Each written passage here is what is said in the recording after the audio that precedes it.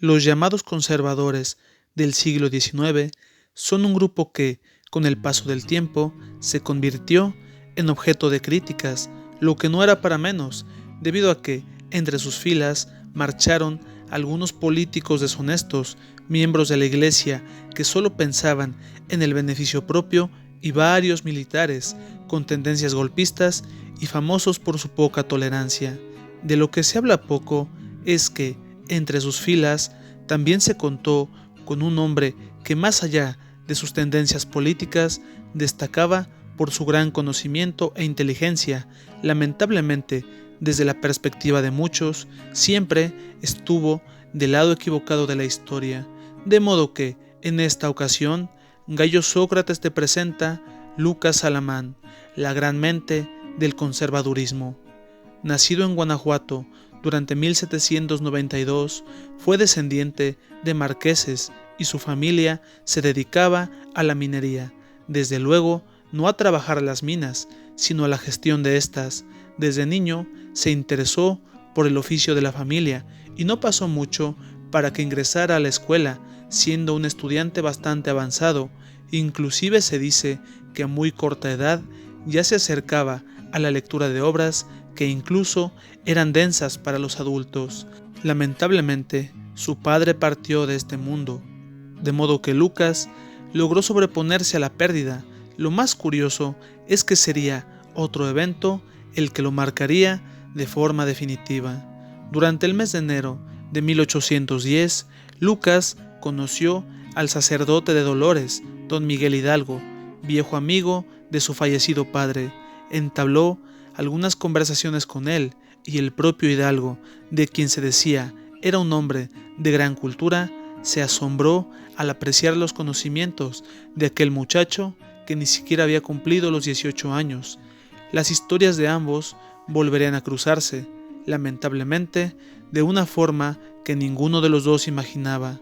Siendo el 28 de septiembre de 1810, las tropas del cura Hidalgo tomaron Guanajuato y acabaron con quienes se encontraban en la Alhóndiga de Granaditas.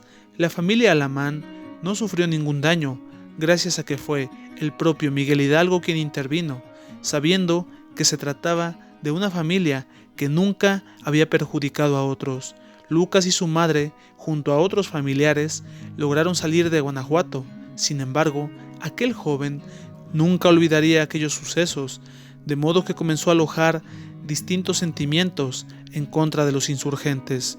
Después estudió en el seminario de minería, donde destacó en varias disciplinas, como la botánica y la química. Luego permaneció en la capital durante 4 años, hasta que tuvo la oportunidad de embarcarse a Europa.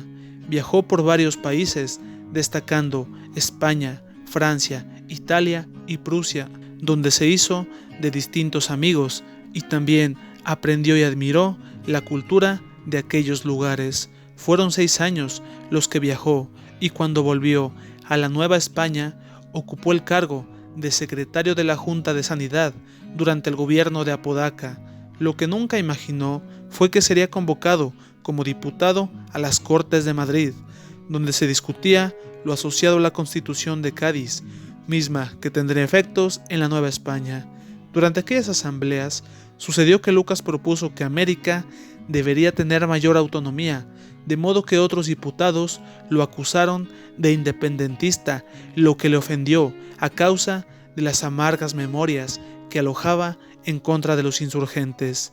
Mientras se encontraba en Madrid, se enteró de que la Nueva España ya no pertenecía al Imperio Español, debido a las acciones de un militar llamado Agustín de Iturbide. Sin más, volvió a la nueva nación durante el año de 1823, llegando a convertirse en un importante ministro del gobierno de Guadalupe Victoria, obteniendo logros como que algunas naciones, especialmente los ingleses, aceptaran la independencia de su país, logrando que la nación mexicana tuviese la posibilidad de adquirir algunos créditos de ese y otros gobiernos.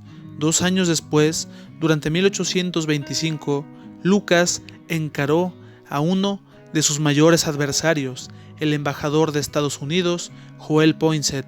Los dos hombres no dudaban en llegar a los extremos para defender aquello en lo que creían. Sin embargo, Lucas jamás estuvo de acuerdo con las ideas del norteamericano en torno a la masonería, de manera que éste comenzó a sembrar todo tipo de intrigas y Alamán dejó el cargo.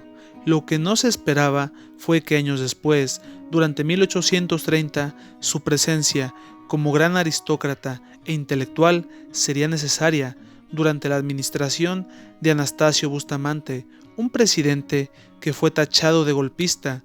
Durante su gestión como ministro, manifestó la necesidad de que México lograra la paz con España y el Vaticano. De igual manera, indicó que la hacienda pública debería estabilizarse con la intención de un eventual crecimiento económico. Finalmente, la propuesta que llamó la atención de muchos fue la de disciplinar al ejército, sabiendo de los golpes militares acontecidos y los que podrían presentarse. Lamentablemente, sus vínculos con el presidente Bustamante ocasionaron que él también fuese acusado de golpista, de manera que tuvo que ocultarse durante los siguientes 3 años. Llegado el año de 1835, fue absuelto por la Suprema Corte. No pasó mucho tiempo para que Lucas, nuevamente laborando como ministro, se percatara de que, en Texas, había cada vez más y más migrantes, los cuales no se apegaban a las leyes mexicanas, destacando lo vinculado a la esclavitud, de modo que Lucas comenzó a tomar medidas para limitar la migración. No pudo evitarlo y en 1836 México perdió la provincia tejana. Durante el año de 1842, mientras Santana ocupaba una de sus muchas presidencias, fue director general de la industria nacional, sin dejar de lado que fue Lucas uno de los pocos hombres que lograban frenar a Santana en sus muchos impulsos sin sentido. Ya para 1844, Lucas comenzó a convertirse en uno de los grandes conservadores de la época. Muchos son los ejemplos de este cambio, destacando una serie de conferencias que impartió sobre la historia de México, mismas que habían de convertirse en un libro donde mencionaba que los dos grandes momentos de la historia nacional eran la conquista y la independencia. De la conquista decía que había sido un gran beneficio debido a la llegada del catolicismo, sin dejar de lado que expresaba su admiración a Hernán Cortés. De la independencia decía que había sido un proceso necesario, aunque mal manejado, destacando la idea de que la nación independiente debía conservar los antiguos modelos de gobierno. Llegó a decir que la pérdida de los estados del norte durante la lucha contra los norteamericanos había sido porque el país forzó su naturaleza histórica, lo que lo hundió en la inestabilidad. La intención de Alamán no era que México volviese a ser una colonia, sino que mantuviera las instituciones que, según él, evitaron las crisis políticas. Lo anterior fue lo mismo que Lucas le propuso a Santana antes de que volviera del exilio y ocupara la presidencia, jugando el papel del hombre fuerte convertido en dictador. Lucas sabía que Santana era muy inferior a él intelectualmente, de manera que lo controlaría y buscaría la forma de dar estabilidad al país, dando lugar a un gobierno dictatorial y católico, donde las divisas serían el orden y el poder económico, lo que no logró, debido a que una pulmonía acabaría con él un 2 de junio de 1853, lo que ocasionó que la dictadura santanista llegara demasiado lejos hasta su caída, 2 años después, durante la lucha de Ayutla. Lo que nunca imaginó fue que otros políticos y militares adoptarían varias de sus ideas y que con el paso del tiempo sería considerado el gran ideólogo del conservadurismo.